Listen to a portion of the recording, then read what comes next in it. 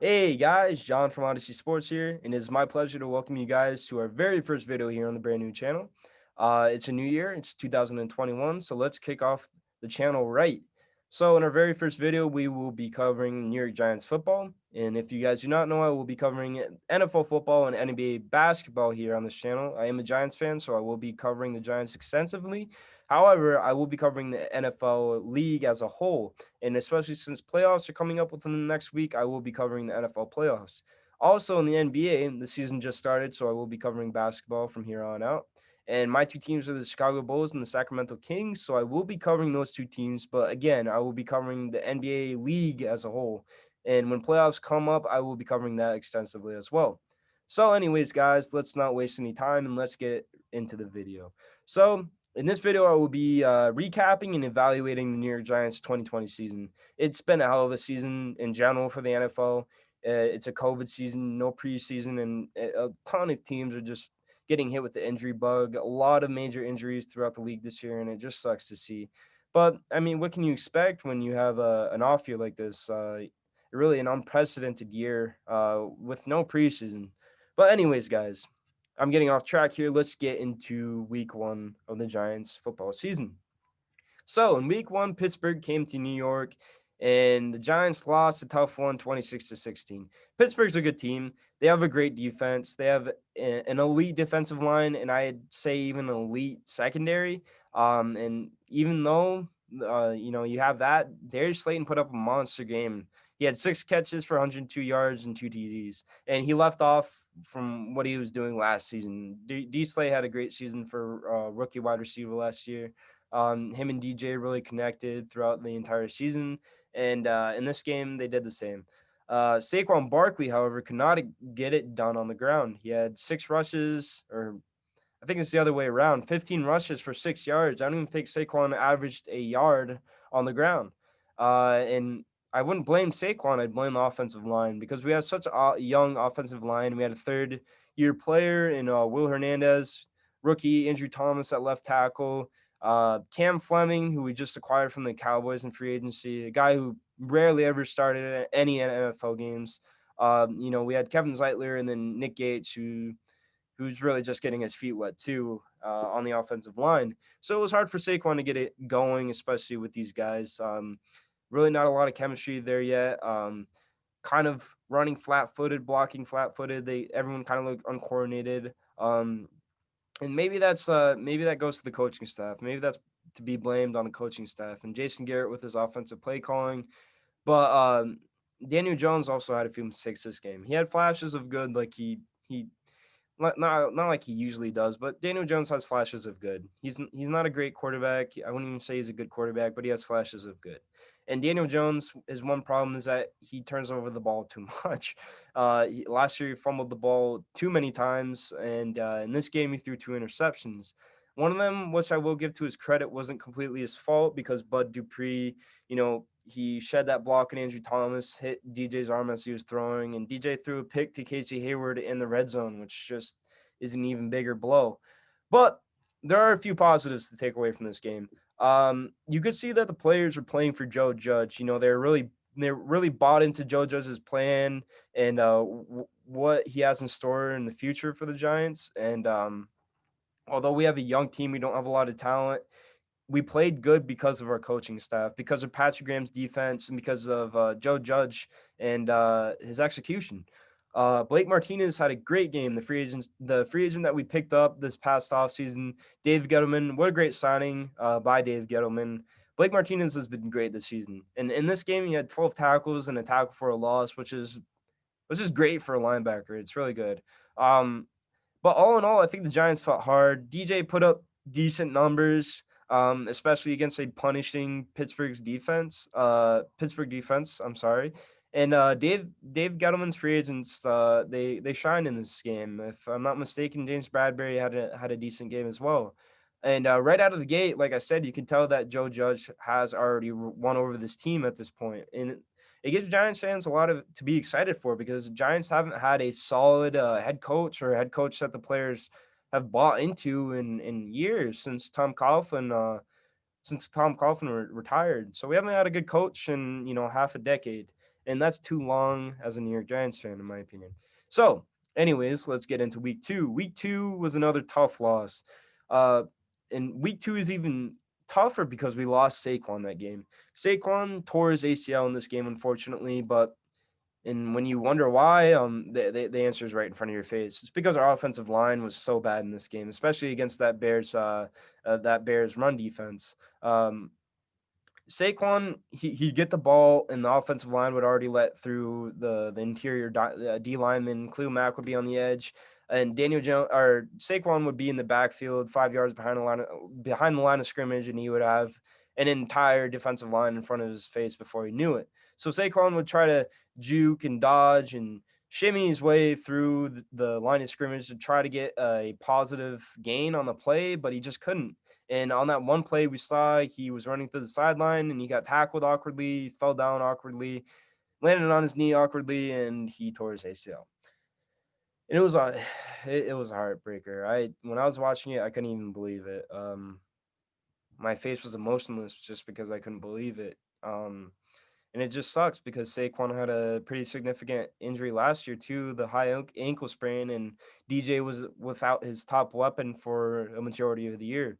And same case here, DJ was out without his top weapon. And to make matters worse, Sterling Shepard left the game late in the game with a turf toe injury. And the Giants were hanging with the Bears the entire game. The Bears ended up winning 17-13, but the Giants had a chance to close out the game and get a game-winning touchdown. DJ had driven the team down the field, and he had a chance to put it in the end zone with the final seconds ticking down, and he failed. He choked. Um, you can't expect much more out of a young quarterback, especially with a depleted wide receiver core, no running back, and a weak offensive line. But the defense showed up to play this game. The defense and Joe Judge really, although the Bears have a lackluster offense, we made Mitch Trubisky look like Mitch Trubisky. Mitch threw two picks, courtesy of James Bradbury and Julian Love. James Bradbury had an insane game. I don't know if you guys had seen that highlight of the game, but Allen Robinson, Mitch threw a pass on the sideline to Allen Robinson down the field, and James Bradbury ripped it out of Robinson's arms for an interception. And just a great athletic play by James Bradbury. Great recognition. I just love the dude. He's been a great signing by Dave Gettleman. He's probably, arguably, the best player on this defense, especially in the secondary, without a doubt. But James Bradbury playing this game, I think it really cemented himself as a fan favorite too, which is another cool thing. But again, we saw the team fight for Joe Judge. We don't really have an identity on offense, but we're starting to build an identity on defense. We couldn't get the run game going on offense.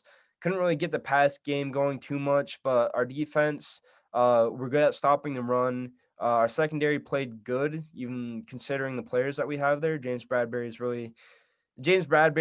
and Logan Ryan, and we have Jabril Peppers, but our corners aren't very good. But the defense, they're starting to build an identity. They played a fought hard game, but it just happens in the NFL. You're going to lose close games like that, especially when you have a weak offense. So now in week three, we moved to the 49ers game where San Francisco came all the way over to New York and whooped our ass 36-9. This game was terrible to watch. There's not much to talk about this game. The defense looked gassed the entire game. They didn't even look like they wanted to play, and the offense just looked confused. Jason Garrett did not get it done on the offensive play calling side, and yeah, the team just looked terrible. There's not much else to say. I wasn't impressed with anybody. Nobody on defense, nobody on offense really caught my attention, and I would say that Joe Judge and Dave Gettleman, I think I really started to question, what they're doing. Like Dave Gettleman, I started to wonder, like, what is this team you're putting like together? We lost against a Nick Mullins led San Francisco team. San Francisco is decimated and depleted with injuries. They have no Nick Bosa, they have no Solomon Thomas. Richard Sherman is out. Um, Jimmy Garoppolo wasn't playing this game. They're starting quarterback. They had Nick Mullins in, for crying out loud. We were playing against a practice squad essentially, and we got clobbered 36-9. There's not much to say about this game except that I was extremely disappointed in Joe Judge and the coaching staff, and I was just disgusted with the players' effort. But it was a step in the wrong direction. But we move on to week 4, where we went all the way to Los Angeles to play the Rams in their new stadium. And unfortunately, the Giants would fall to 0-3 in this game. Or, yeah, 0-4, I should say. I'm sorry. But the Giants just fall to 0-4. And they had another opportunity to take the game within the final seconds. The G Men were down by 8 with only a few seconds left to go in the game. And Daniel Jones threw an interception to Darius Williams in the corner of the end zone to seal the game for the Rams. The Rams would beat the Giants 17-9. Um, and this is just another game where the offense just they couldn't get it. They couldn't get it done. You know, Graham Gano in these past 2 weeks against San Francisco, and now Los Angeles, he's put up 18 points alone through the air kicking. And your kicker should not be scoring all your points. The Giants' offense just isn't getting it going up to this point. Um, although I think Devontae Freeman, we had just signed him after the Saquon injury. He had a decent game. Wayne Gallman even had a decent game. We started to really see what the offensive line could do in the run game, which was a little this game, but it wasn't much really. But it was something. It was a step in the right direction, and that's what you need with a young rebuilding team, especially with a new head coach. And the Giants would have won this game if their defense hadn't have blown the coverage against Cooper Kupp in that fourth quarter. Cooper Kupp on 3rd and 3, I believe, had like a 40-yard touchdown. Jared Goff just threw it to him downfield. James Bradbury missed a tackle, and he got in the end zone. And if we hadn't have given up that play, I believe the Giants really had a good chance to win that game. And despite the offensive struggles and the drama surrounding Golden Tate and Jalen Ramsey, we fought hard in this game, but all in all, it was another heartbreaking loss. But nonetheless, against a good Rams team, especially a Rams team with a good defense, a good coach, and a pretty productive offense, the Giants played good. But it was a heartbreaking loss again, and the Giants would fall to 0-4. And in week 5, the Giants would face Dallas. We would go on to Dallas. Um, and this is really the first game where I really started to know, a big progression in the offense, like really big steps taken by the offense of Jason Garrett. Um, Jason Garrett finally gathered up the courage to stop playing it safe on offense with all these,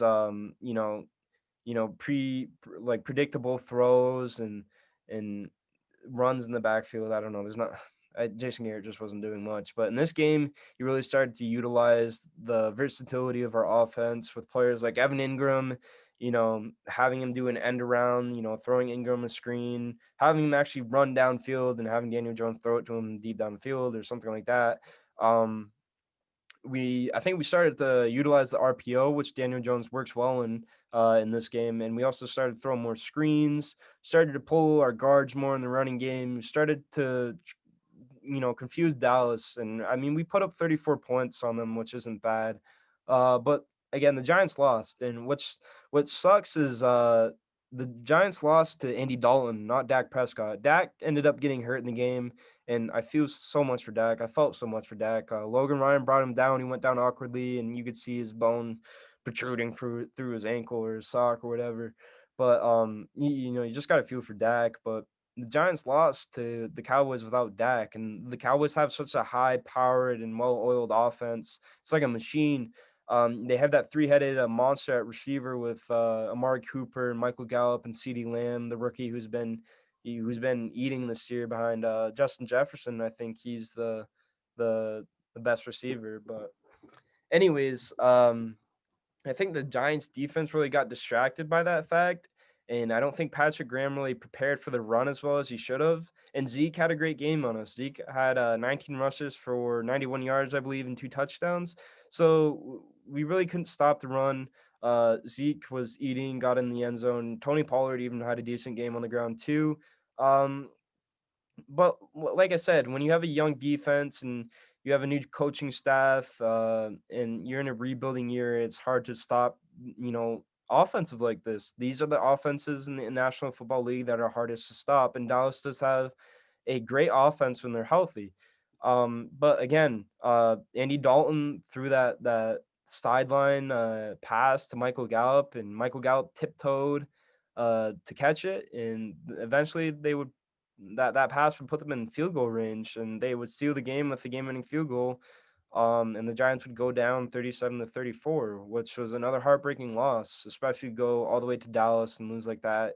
It sucked to watch, but you got to take the positives. You got to take what you can get with a team like this, and the Giants are starting to take. They're starting to take the right steps in the right direction, especially on offense. So in week 6, the Giants go back home, and Washington comes up from Maryland to play them. And when I say the Giants won this game, I really mean the defense won this game. The defense played great. We got to Kyle Allen throughout the game. Players like Kyler Fackrell and Logan Ryan got to Kyle Allen. Leonard Williams it seemed like he was breaking through the line of scrimmage every single play, and he got a sack in this game, which was nice to see. And Leo's been having a great year. I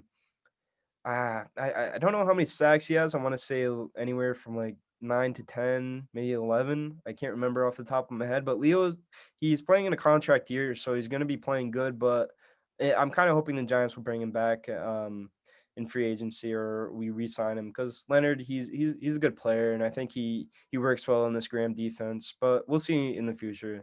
And not to get off topic, but anyways, the Giants, their defense set the tempo all game with gritty and hard-nosed football orchestrated by Patrick Graham's defense and Joe Judge.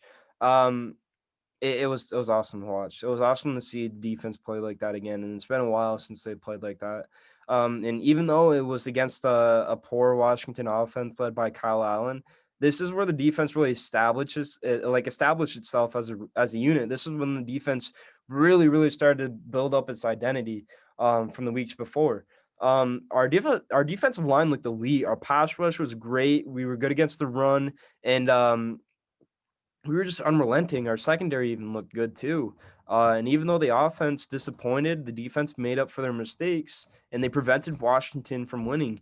Kyle Allen almost converted that 2-point conversion. Then if I'm not mistaken, Dexter Lawrence batted it out of the air to end the game. And if Ron Rivera would have just went for an extra point, one extra point, he would have tied up the game. The game would have went into overtime, and would have gave the Giants a better chance at losing. But thankfully, Ron Rivera made the wrong decision. The Giants defense showed up this game and pulled out the dub. So let's move on to week 7. And in week 7, the Giants they probably experienced or took their worst loss this season. Undoubtedly, this was the worst loss for me as a fan. Another game the Giants should have had. The Giants always shoot themselves in the foot, and I feel like the Giants always beat themselves, not other teams, especially when it matters late in the game in the fourth quarter. And this is what happened. The Giants played bad football in the fourth quarter. It seemed like, and especially against Philadelphia on a Sunday night, it just sucked. This game summed up the Giants' season to this point, especially in that run with Daniel Jones, where he broke off in the RPO play call for 80 yards, and he tripped himself up 10 yards before the end zone, and Daniel Jones became a internet sensation. He became a meme. He was the last stock of the NFL community for a good few weeks, but yeah, this game sucked, especially when Daniel Jones throws a good ball and he's actually having a good game. He throws the ball to the left side of the field to Evan Ingram within the final minutes of the game, and Evan Ingram drops a wide open pass. I'm still angry about that, by the way, and I think all of New York is still angry by that. But somehow Evan Ingram is a Pro Bowler. Only God knows why. But anyways, guys, the Giants shot themselves in the foot after that drop. We were forced to give Philadelphia the ball back with a few minutes left to go, and Carson Wentz drove down the field and threw a touchdown to Boston Scott to win the game. There's just there's just no other way to lose like that. That it was the worst loss. It was 22-21 that the Giants lost. And if the Giants would have won that game, we'd probably be in first in the NFC East right now. We'd almost guaranteed a playoff spot. But Giants are gonna Giants, man. That's all I can really say. The offensive line allowed too many pressures. Philly's defense played well against our offense, and we just failed to maintain possession of the ball for a long time, and that just left our defense on the field for too long, and our defense just looked tired. They looked tired, and that's why we ended up losing the game. But yeah, you can get what you get when you're Giants fan, I guess. But let's move on to week 8. Let's go to not as tough, not as tough as a loss. Week 8, another loss against Tampa, which the game ended up coming down to the wire again. 25-23 loss for the Giants. The Giants failed to convert that 2-point conversion, which would have tied up the game with seconds left to go. Daniel Jones threw that ball to Dion Lewis. Antoine Winfield may or may not have committed PI right there on the 2-point conversion, but the refs called no PI. The Bucks win. The Giants go back home, and they go back home losers. What seems to be the common theme throughout this year. But the Bucks, they routed the Giants. Um, it was another just sucky game to watch. It's just frustrating watching the Giants because the Giants made mistakes again that lost them the game. Daniel Jones threw those 2 picks. But one thing that I will say is that the Giants are giving, like, they're starting to give teams a run for their money, if you know what I mean. Um, they're really playing hard nosed football, and they're not giving teams a guaranteed win. We're playing teams like the Steelers, we're playing teams like the Bucks, the Rams, the Bears, who are potentially a playoff team as of now. We're playing good teams so far throughout the season, and we're losing close games. We're covering the spread, we're exceeding expectations, and that's all you can ask for from a team that just finished 4-11 the season prior, and a team that's in a rebuilding era. But yeah, the Giants are starting to give teams a run for their money. Brady looked confused. Graham's defense kind of confused Brady.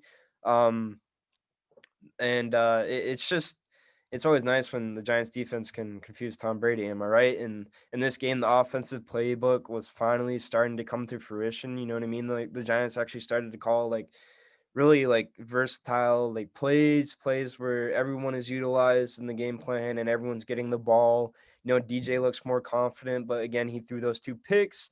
Um, and I feel like DJ is his own worst enemy sometimes, even though he doesn't have many weapons and Saquon is out and our offensive line is terrible.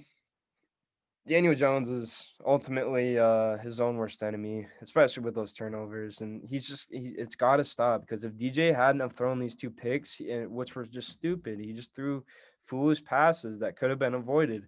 Um, but if he hadn't have thrown those picks, the Giants probably could have won this game. And it just sucks. It just sucks when you know that. Like, one little mistake costs you the game, especially against a team like Tampa Bay, who's a Super Bowl contender. And in this game, the Giants offense, like I said, they look good. They ran the ball well. But the officials in this game, I just feel like they didn't help the Giants. And I don't want to use the officials as a scapegoat, but that last play where Antoine Winfield kind of gave Shepard a little shove right before, or not Shepard, Dion Lewis a little shove right before the pass came his way. I feel like that was PI, but again, you can't go back and change the pass. It is what it is. Another Giants loss. And another thing to take away from this game, though, is that the offensive line got a lot better.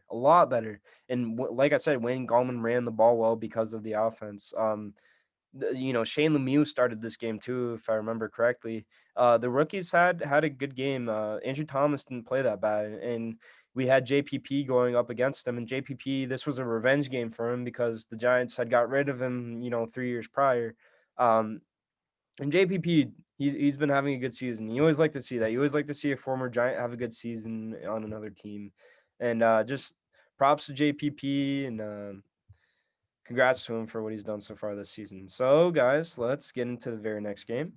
Uh, Giants would go into Washington in Week 9, and we would beat the Washington football team 23-20. In this game, DJ didn't have that bad of a game.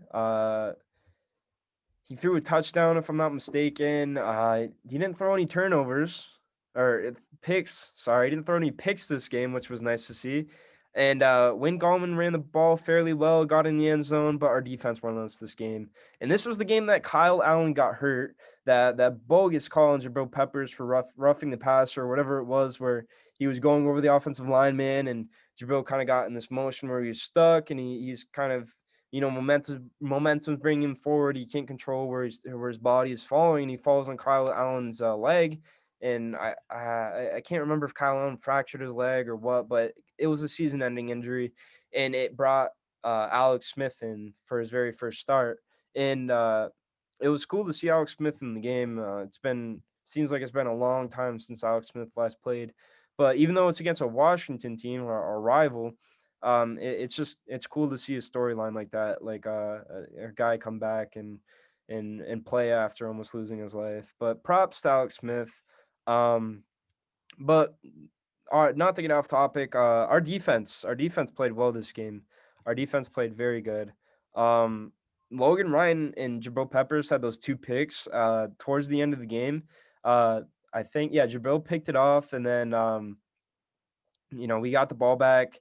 Uh, we could have gotten within field goal range, but the Giants are the Giants. Like I said before, they went 3-and-out, gave Washington the ball back. We're only leading by a field goal, and Alex Smith is now put into position to bring his team down the field and win the football game for them.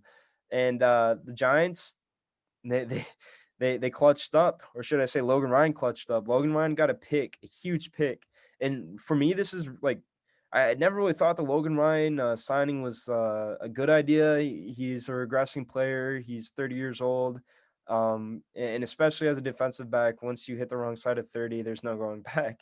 You're not going to be that hot of a player, especially when you're playing a demanding position like safety or cornerback when you're 30 years old. But Logan Ryan, this game, I really bought into him. He played a very good game. He had 5 tackles. He had the pick. I was impressed. I was impressed with Logan Ryan. He really cemented himself as like I don't want to say an X factor, but maybe a game changer on this defense. You have guys like Logan Ryan, Jabril Peppers, Leonard Williams, Dexter Lawrence, Blake Martinez, James Bradbury on this defense that can really shift the momentum of the game. And that's what Logan Ryan did. That's what Jabril Peppers did with those 2 interceptions. And you just love to see it. You love to see the Giants win a game through their defense. And also you want the Giants, you want their offense to play good. And our offense didn't play that bad, but the defense won this game for us again.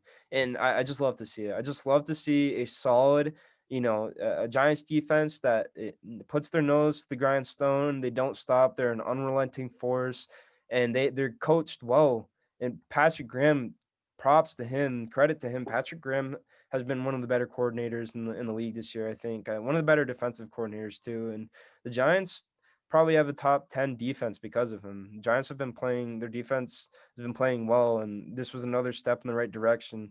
And I think this is when teams really started to realize like, oh shit, the Giants have a top 10 defense. They're no pushover. But anyways, move on from that game into week 10 against the Philadelphia Eagles. The Giants got revenge this game, guys and gals. The Giants got revenge this game. Carson Wentz, no touchdowns. Couldn't pick him off this game, unfortunately. And I always love to see Carson Wentz down in the dumps after he throws a turnover or creates a turnover, which is pretty commonplace, what seems like now. But the Giants played well. Miles Sanders kind of ran all over us, and I feel like if Philadelphia would have given him the ball more or looked more his way in the passing game, even that the gap of margin, the lead wouldn't have been what it was. But the Giants won 27-17. Daniel Jones didn't turn over the ball at least through the air this game. Another solid 250 passing yard performance. He kind of just managed the game for us. He ran well on the ground, got that rushing touchdown, which was nice to see. He got redemption against the Eagles, like I said, another RPO play. And Wayne Gallman, he ran the Wayne Gallman ran the ball way too much. He only had 53 yards off 18 carries, but he did get in the end zone 2 times.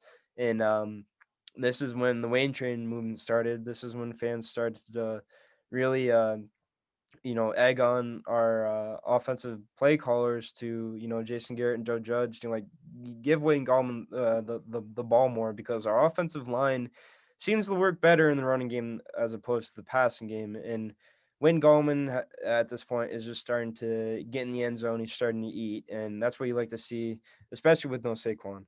But like I said, the Giants got the win. Players who had a good game on defense. Jabril Peppers had a good game. Dexter Lawrence got to the quarterback. But yeah, there's not much to talk about in this game except the Giants moved to uh, what is it? 3-5 on the season or something like that. I'm sorry guys if I'm getting this wrong. But the Giants move on to the Bengals next week in week 11, and the Giants beat the Bengals because really they didn't have Joe Burrow. They had what's his name? They had Brandon Allen and they had Brandon Allen and Brandon Allen. He's not going to win against a defense like this. The Giants had a good game on defense. Um, you know, players like Jabal Sheard, even Jabal Sheard, Leonard Williams got to Brandon Allen. Jabal Sheard, a free agent signing that we got halfway through the season. Uh, it, he got a sack too. Props to Dave Gettleman for finding these guys who can make plays. And although I'm not sure whether Dave Gettleman will keep his job or not. You got to give him credit for finding good free agents and making those good free agent signings. But again, not much to talk about in this game. Daniel Jones, he ended up getting hurt. This is the game where he hurt his hamstring, and then Colt McCoy would come in and kind of manage the game, manage to pull out the W for the Giants, and this would be the Giants' fourth win on the season. And after this game, the Giants would move on to Seattle. Seattle was probably up to this point. Yes, Seattle up to this point we hadn't had a tougher game. Seattle was the toughest team on the schedule because they have a monster offense. They have Russell Wilson, who although I don't think Russ will get the MVP. I don't even think he's in the conversation as much anymore. But at this point, Russ was one of the top MVP candidates. He was throwing touchdowns left and right. He's even getting it done on the ground. Um, I think this is when Rust kind of went through his little streak with the picks and the turnovers, and I think the Giants kind of took advantage of the momentum that they had winning these games, and they also took advantage of Russ making these mistakes. And since Colt McCoy started this game and Daniel Jones was out with the injury, it really the weight of this game really weighed on the shoulders of the defense. It laid on the shoulders of the defense. Colt McCoy, he did what he had to do. He managed the game. Had a turnover, which you could blame on McCoy or Evan Ingram for Evan Ingram not getting really in front of the ball. Colt McCoy threw it behind him, but it is what it is. Wayne Gallman had a great game on the ground. Didn't get in the end zone, unfortunately, which you would like to see, but Alfred Morris did get in the end zone. And the Giants combined for over 200, or sorry, not over 200 yards. The Giants combined for over 160 rushing yards on the ground. Seattle could just not stop a running game. Um, I think Alfred Morris even got in for a receiving touchdown. Yeah. Colt McCoy threw a receiving touchdown in the flats to Alfred Morris for another score. And the Giants defense, like I said, Leonard Williams. Leonard Williams is going to be like the player of the game for me this game. Leonard Williams had 2.5 sacks. He got to Russell Wilson, and Russell Wilson is known as a improviser quarterback. He gets stuck in the pocket or he gets stuck in the backfield. He's getting chased down by a pass rusher. Russell Wilson's going to maneuver his way around and try to run for a first down, which he usually does because Russell Wilson is just such a versatile player. And granted, he's getting old, but he's Russell Wilson is still one of the better quarterbacks in the league. And I was scared going up against him, but when this defense put up the show against Russell Wilson and really made the statement to other teams around the league, like we're no pushover, like they were making that case in games previous, but the Giants were really they really made a statement here, and this was like a signature win for them on the season, especially against an 8-3, 8-4 Seahawks team. Um, and if I remember correctly, I think Russ even threw a pick. He threw it to Nico Lalos. Nico Lalos, the undrafted free agent from Akron, Ohio, went to the same high school as LeBron. But that was cool to see. It's cool. It was cool to see a young guy, a rookie, or even an undrafted guy get a big play like that. That really shifts the momentum of a big football game. And so the Giants come out 17-12 that game. So let's move on to the next week where the Giants faced off against Arizona Cardinals, and this game was extremely important. This game had playoff implications as well because I think Washington was just coming off a win, and Washington had the same record as us. You know, both New York and Washington are fighting out for the first spot in the NFC East for the fourth playoff seed. And the Giants unfortunately lost this game as Washington would win their own, signature victory. They would have their own signature victory against Pittsburgh. But anyways, the Giants, they lost a tough one to Kyler Murray and the Cardinals. Uh, I really I have to put this loss on the coaching staff and not the players. Um, we had momentum moving forward, and Daniel Jones, he was kind of a game time decision with that hamstring injury, and Joe Judge and the offensive play callers decided to throw Daniel Jones to the Wolves and have him play that game. And you could just tell, I feel like you could just tell immediately that Daniel Jones was not healthy for this game. You could tell he'd step up in the pocket and he'd be favoring his back foot. He wasn't going through his progressions. He wasn't really his mechanics just looked off too. When he was throwing the ball, he looked off put. He always seemed to favor his side of the field when throwing the ball, and he just couldn't move out of the pocket like he normally could. He just didn't look mobile like he was. Um, and I'm not putting this loss on Daniel Jones, although he didn't put up a great performance. Um, he was injured, and eventually Colt McCoy would have to come into the game because Daniel Jones not only re-aggravated his hamstring, but I think he also injured his ankle or his shin or something like that. And the Giants just they couldn't get it done against this Arizona offense. Arizona has a very high powered offense. They're a very strong offense, and defenses are scared of them because they have Kyler Murray. They have a versatile running back in Kenyon Drake in the backfield. Chase Edmonds isn't a bad running back at all. And then you had DeAndre Hopkins and James Bradbury. This was one of his few games where he could not stop a big play receiver like DeAndre Hopkins. 9 receptions for 136 yards. That's what D Hop put up on James Bradbury. And to give Bradbury credit, he wasn't covering the whole game because they put DeAndre Hopkins in the slot, and then you'd have a guy like Isaac Yadam covering him or something like that. And I don't even the Giants didn't have Darnay Holmes this game either, and so we actually had to start. I think we started McKinney, the rookie Xavier McKinney out of Alabama as nickel corner or slot corner, and I don't think he was ready for that either. I don't think the team was ready for this win. Maybe they kind of thought too much of themselves after a big win against Seattle, but the Giants ended up falling 26-7. There was no life in that offense, no life in the defense. Hassan, the I can't remember the guy in Arizona. I think his name's Son Reddick, the edge rusher, the linebacker. He ate. He had like four or five sacks against Daniel Jones in the offense. Daniel Jones got hit all day. The offensive line looked terrible. Not much to talk about this game. Another hard loss. And moving immediately into week 15, we faced the Browns, and this game got flexed. And a lot of Giants fans are very excited about this game. You know, we're getting flexed from 4 in the afternoon to 8:30 at night on Sunday night prime time. And the Cowboys and the 49ers game got moved. So it's kind of like an FU to Dallas, which kind of felt good. But anyways, um yeah, the Giants lost against the Browns pretty bad in this game too. Not as bad as the Cardinals game. We lost by 2 possessions, but this game, another head scratcher by the coaching staff. Um, Colt McCoy played this game. I guess Colt McCoy did what he had to do. He managed the game, didn't turn over the ball. But immediately, like in the beginning of the game, the play calling just looked completely off. The defense didn't look ready. The game, Patrick Graham must have game planned wrong or something like that. We just did not look ready. We were flat footed the entire game, and we tried to have Riley Dixon throw a a lollipop pass to Nick Gates in the end zone on fourth when we could have just kicked a field goal. That was so stupid. Whoever called that, whether it was Joe Judge or Jason Garrett, that's just what are you doing? How are you going to score a touchdown by throwing a pass to your center in the middle of the end zone when the pass is heavily contested? Like it was just so stupid.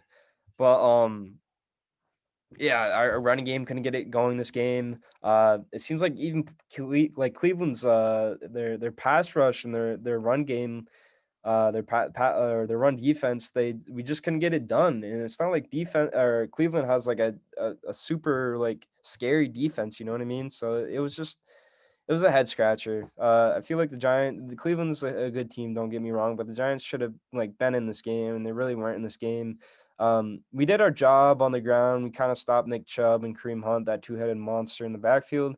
Although Nick Chubb got in the end zone, the Giants got dotted up on defense, and our secondary just looked really bad. I ended up I stopped watching this game halfway through because I just couldn't watch any more of it. So let's move on from that game. Another Giants lost. The Giants move on to 5-9 in the season, and then we come up to Week 16, last Sunday's game. The Giants played the Baltimore Ravens. In this game, I did watch, and another game I was embarrassed to watch. Daniel Jones, to his credit, he had a good game. He had 250 passing yards. He had a touchdown, but the offensive line looked terrible. As usual, the offensive line gave up way too many pressures. Daniel Jones was sacked a handful of times. Couldn't really get it going on the ground, and for whatever reason, although we're more successful on the ground, we barely ran the ball. We ran the ball like 12 times. We only gave Wayne Gallman the ball 6 times, and right now he's our premier back, and Wayne should be getting the ball way more than that. Sterling Shepard, he had a great game. I'm always happy to see Shep have a good game. He's one of my he's one of my favorite players on the team. I just hate it when he's hurt and he can't play because I know he has that playmaking ability like he did in this game. He had a touchdown. He got the Giants on the board. 9 receptions for 77 yards. Not a bad performance by Sterling Shepard at all. And the defense again, there's not much you can do against Baltimore. They have one of the better offenses in the league. Lamar Jackson, the most versatile quarterback in the league, probably the most athletic quarterback in the league. He's got that arm and he's got those legs. You can't stop it. And the Ravens had three different rushers that were just destroying us on the ground. Gus Edwards had a great game. Lamar Jackson had a great game, and J.K. Dobbins had a great game. All these players ran for over 70 yards. J.K. Dobbins had a touchdown. Lamar threw that touchdown in the first half to I think Marquise Brown. Des Bryant even had a touchdown. Des Bryant, one of those Cowboys receivers that just always used to embarrass the Giants back in the day. Um, a little bit of nostalgia right there. But the Giants just couldn't get it done, plain and simple. The defense played bad. And granted, they were playing one of the better offenses in the league, like I said. But again, another head scratcher by the coaching staff. We just couldn't get it done. The play calling just seemed a little underwhelming, I guess, especially against Baltimore's defense. They have a good defense, and yeah, another disappointing loss, and another loss that kind of destroys our playoffs hopes just a little bit more. And as of now, Giants are 5-10. Like I said, we face the Cowboys this week, and Philly faces Washington. So we have two NFC matchups this week that have big playoff implications. And I guess I might as well give you a preview for tomorrow's game. So I expect the Giants to win this game. I think that we can win against Dallas. Dallas has been progressing throughout the year, even without Dak. They went through the Garrett Gilbert stage and the Ben DiNucci stage when Andy Dalton was out, but Andy Dalton has been he's been playing better. Um, and I won't lie, that offense is still something to fear. Andy Dalton is still a competent quarterback, and those receivers are still scary as hell, especially against our secondary when we only have one solid cornerback in James Bradbury.